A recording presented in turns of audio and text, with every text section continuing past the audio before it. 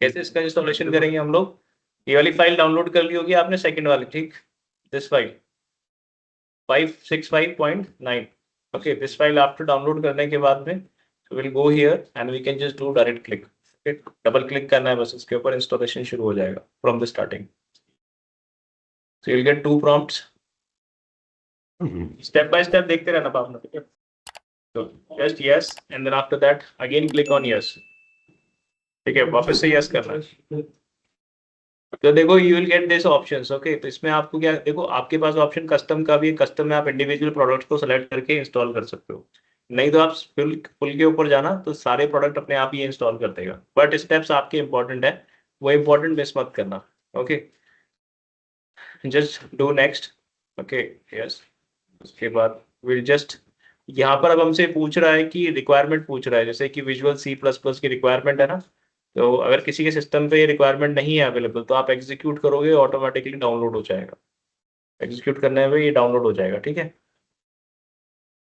तो just agree पे click करके इसको कंटिन्यू कर देना एंड जस्ट क्लोज इट. तो सारी रिक्वायरमेंट डन हो गई. उसके बाद नेक्स्ट पे क्लिक करना.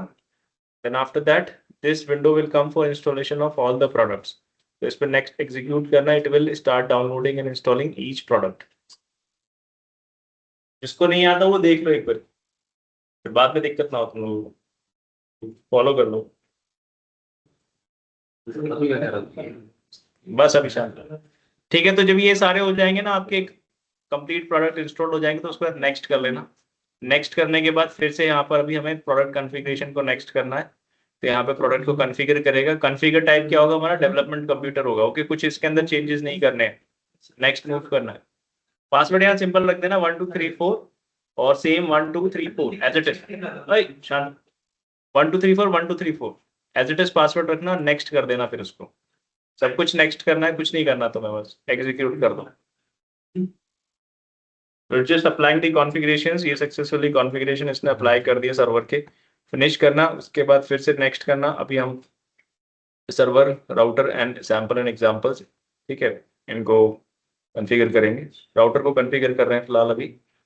ओके, देन इसके बाद सर्वर को कॉन्फ़िगर कर रहे हैं. सो यहाँ पे पासवर्ड लिखना 1234 और चेक कर लेना, एक कनेक्शन एस्टैब्लिश हो जाएगा. फिर नेक्स्ट कर लेना और अप्लाई द कॉन्फ़िगरेशंस.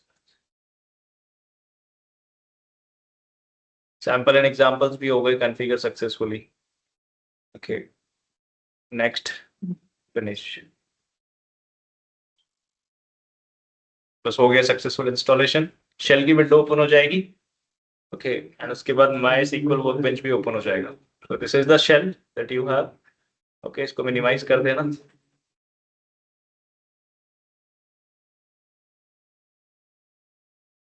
ठीक है, like this MySQL workbench will open. Okay, and in this you just have to click on local instance. उसके बाद पासवर्ड एंटर करना.